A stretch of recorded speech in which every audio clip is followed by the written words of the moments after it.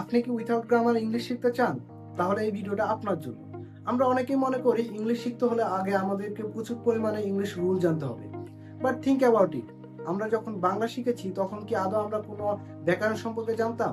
অবশ্যই না। আমরা বাংলা শিখেছি দেখে শুনে এবং কথা বলার মাধ্যমে।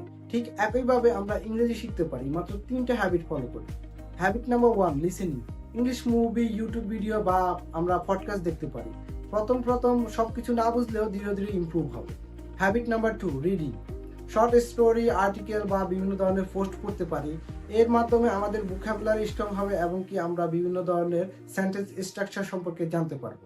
Habit number 3, speaking. সবচাইতে গুরুত্বপূর্ণ হ্যাবিটটি হলো স্পিকিং প্র্যাকটিস। আমরা মিররের সামনে দাঁড়িয়ে নিজের সাথে নিজে কথা বলতে পারি বা বন্ধুদের সাথে প্র্যাকটিস করতে পারি। Remember this simple formula: listen more, read more, speaking more. এই 3টা হ্যাবিট যদি প্রতিদিন ফলো করেন, আপনার ইংরেজি শেখার জার্নি রকেটের গতিতে এগোবে। Thanks for watching, follow for more.